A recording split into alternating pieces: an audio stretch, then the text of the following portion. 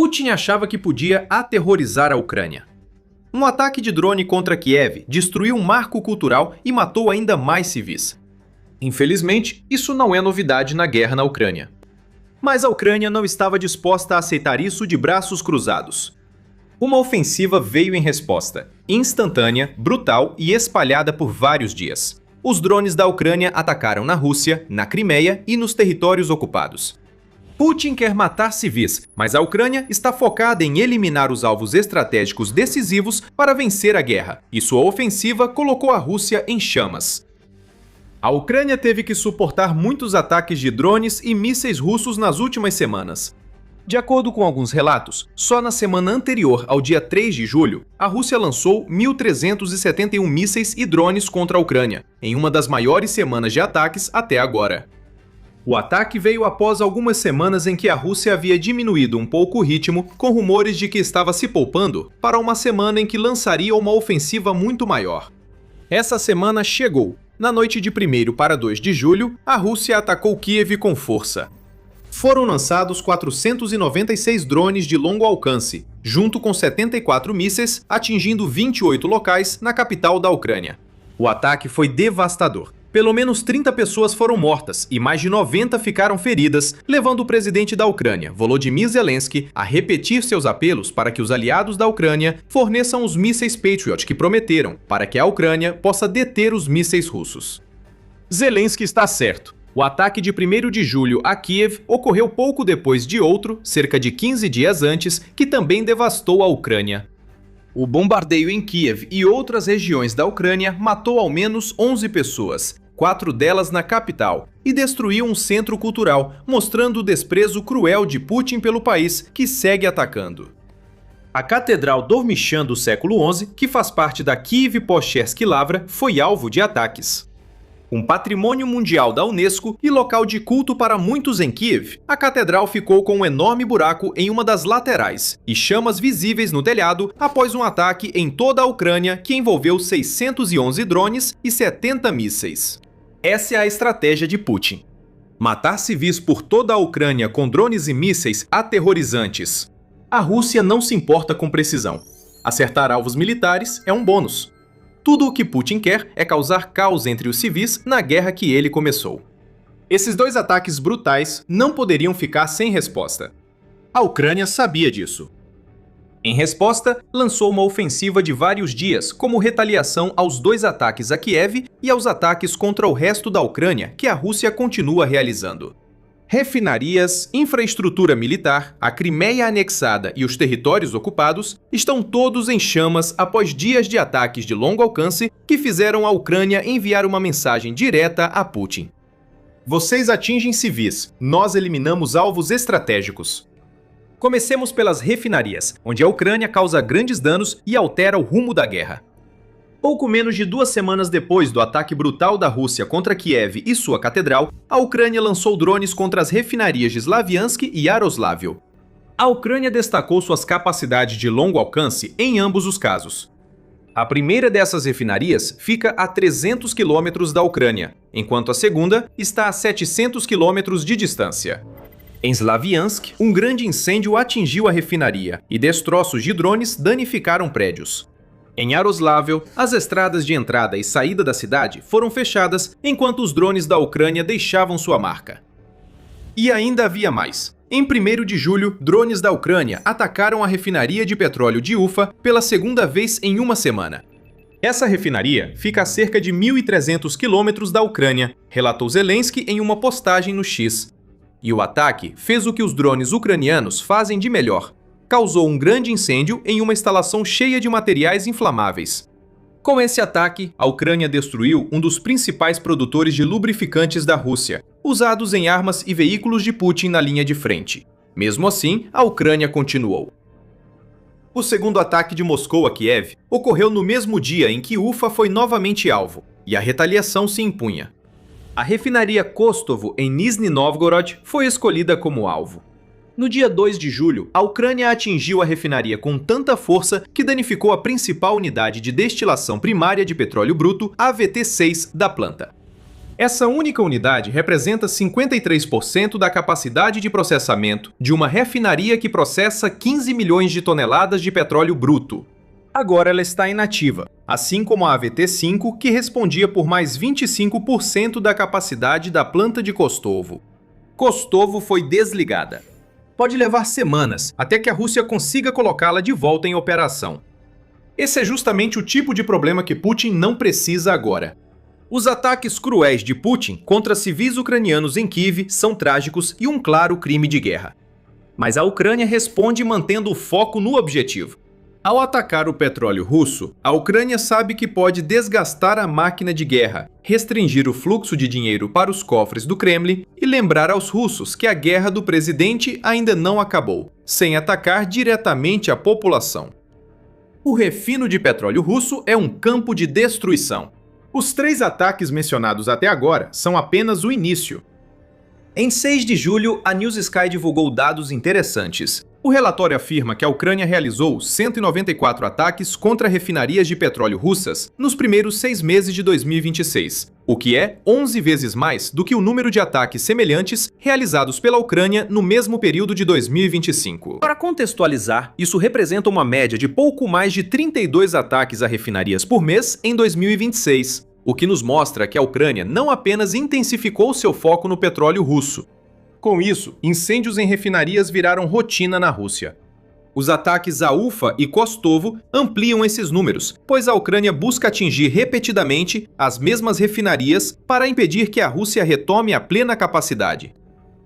E às vezes, como vimos em Kostovo, a Ucrânia ataca com tanta precisão mortal que uma refinaria inteira precisa suspender as operações. Só o mês de maio foi recorde para a Ucrânia. A News Sky relata que 16 ataques bem-sucedidos a refinarias russas foram registrados durante esse mês, o que, segundo eles, é mais do que vimos em todo o ano de 2025. Essa afirmação é duvidosa, pois a Ucrânia aumentou ataques às refinarias no segundo semestre. O importante aqui são os acertos. As defesas aéreas russas estão sobrecarregadas e superadas pelos drones ucranianos. E novamente vemos isso nos números. O Ministério da Defesa da Rússia afirma que as defesas aéreas do país derrubaram 14.195 drones ucranianos em maio, seguidos por 17.832 em junho. Esses números são insanos. Eles são mais que o dobro e, em junho, quase o triplo dos drones lançados pela Ucrânia em janeiro e fevereiro. Sabemos que a Rússia costuma manipular seus números de interceptação. Ataques ucranianos costumam ser atribuídos a destroços de drones, enquanto a Rússia finge que suas defesas aéreas dão conta de tudo. Não controlam. Os incêndios nas refinarias provam isso. O povo russo começa a sentir a dor. A escassez de combustível, causada pelo fechamento de refinarias e ataques ucranianos a caminhões de combustível, está causando estragos no país. A escassez é profunda. A United 24 Media informa que a venda de gasolina já está restrita em mais de 40 regiões russas, e esse número deve crescer enquanto a Ucrânia mantém sua campanha contra as refinarias. O refino de petróleo bruto russo caiu 25% em junho em comparação com o mesmo mês de 2025, atingindo o nível que não era visto há 2 décadas. A produção de gasolina caiu 17%. Um terço do refino da Rússia agora está parado devido aos drones da Ucrânia. E os preços nas bombas em junho subiram 20% em relação ao ano anterior.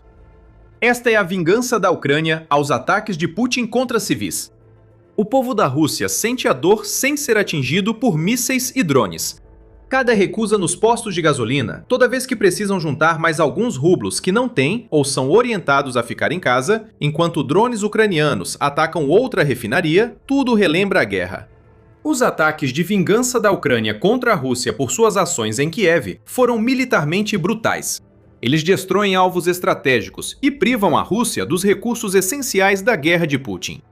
Quanto mais óleo queima, menos dinheiro o Kremlin pode ganhar taxando a receita de um produto que já não existe.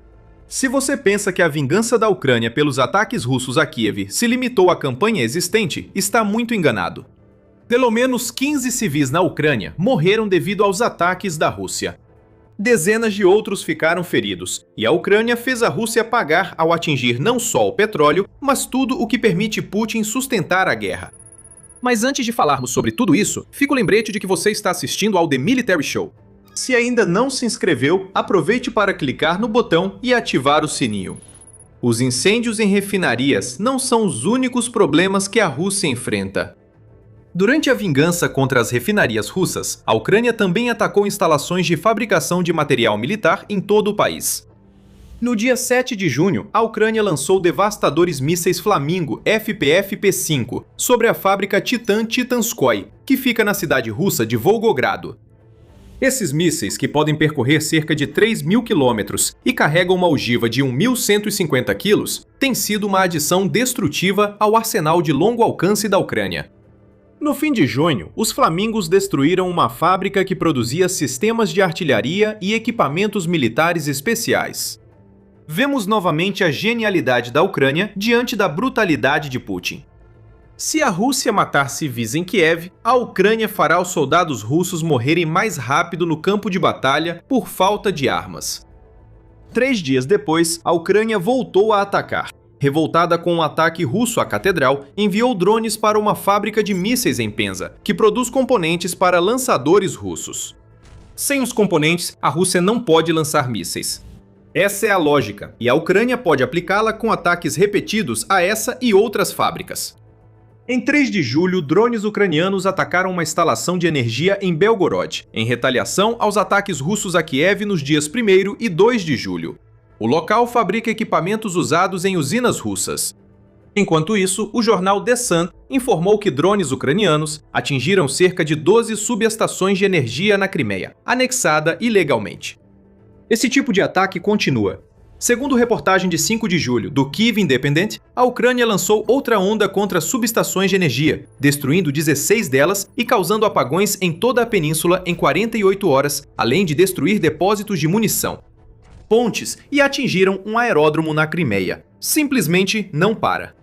Enquanto Putin se esconde em um de seus bunkers, apavorado com a possibilidade de o próximo drone ucraniano ter como alvo ele, em vez de uma refinaria ou instalação militar, a Ucrânia simplesmente continua lançando cada vez mais ataques. Isso é vingança real, não ataques isolados. É um fluxo constante de drones e mísseis destruindo alvos por toda a Rússia e territórios ocupados. Putin, antes aterrorizador, agora vive com medo, e cada apagão ou restrição de combustível causado pela Ucrânia aproxima o povo russo de se voltar contra ele. Vamos retornar à Crimeia por um instante. Muito do que falamos neste vídeo foi um forte prelúdio para o que ocorreria lá. Enquanto a Rússia ardia em retaliação aos ataques contra Kiev, a Ucrânia planejava mostrar que segue focada na estratégia de isolar e enfraquecer o controle russo sobre a península anexada. Já mencionamos alguns ataques à Crimeia após o segundo ataque russo a Kiev, mas não analisamos esses ataques adequadamente. A Ucrânia desencadeou um massacre na Crimeia. Aquela base aérea que mencionamos era Havardskaya, e Euromiden Press revela mais detalhes sobre por que ela é importante. A base é usada para logística e manutenção de várias unidades de aviação da Rússia, segundo a publicação. Em outras palavras, as missões de combate da Rússia a partir da Crimeia não acontecem se bases como essa não estiverem funcionando como deveriam. Vardskaya não foi o único aeródromo atingido pela Ucrânia em seus ataques de vingança. A base de Belbek também foi atacada em 25 de junho, e a Ucrânia obteve um feito especial ali. Drones ucranianos acertaram diretamente um caça russo MiG-29 na base, com a Ucrânia só divulgando as imagens após seus ataques de julho na península da Crimeia. Essas imagens mostram o que já vimos antes. A imagem mostra o drone se aproximando e o caça russo, exposto, surge na cena. Então, tudo fica em branco. Esse é o sinal de que o drone ucraniano atingiu em cheio e explodiu ao entrar em contato com o MiG-29. Pois é, Rússia, mais uma plataforma de lançamento de mísseis e bombas planadoras foi destruída.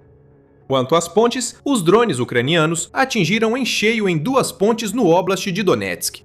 Uma atravessava o rio Kursk-Yelantik, perto de Russonokovo, enquanto a outra ficava sobre o rio Kalmyk, perto de Staromorivka. Ambas são usadas pelo exército russo para transportar soldados, munição, armas e suprimentos. Mas o que isso tem a ver com a Crimeia, já que os ataques ocorrem tão longe? Tudo se resume ao bloqueio logístico da Ucrânia. A Ucrânia está isolando a Crimeia ao eliminar as artérias logísticas que passam pelos territórios ocupados. Essas pontes eram usadas por caminhões indo para a Crimeia ou saindo para outras áreas da Ucrânia ocupada. Agora não existem mais, assim como muitas outras antes delas. Adicione as 16 subestações da Crimeia que mencionamos à equação, que por sua vez eram apenas 16 das 37 instalações de energia que a Ucrânia atingiu nas regiões ocupadas entre 1º e 5 de julho, e a vingança por Kiev estava quase completa.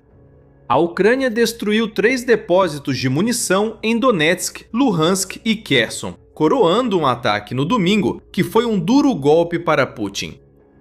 Aqui vemos a campanha de isolamento da Crimeia se expandindo.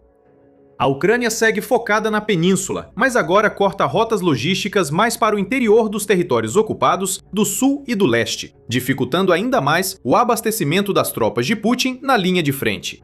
Essa é mais uma vingança da Ucrânia.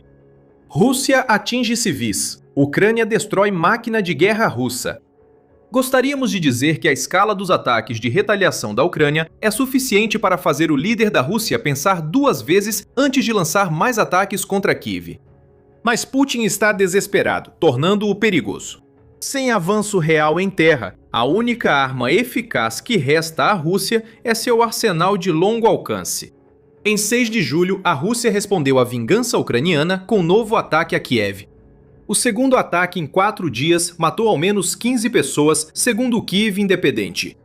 5 dessas 15 pessoas eram crianças, e elas morreram devido a uma tempestade infernal russa de 68 mísseis e 351 drones. Zelensky reiterou o apelo: a Ucrânia precisa de mais interceptores Patriot. Para Putin, isso não mostra força russa como ele pensa, mas sim desespero.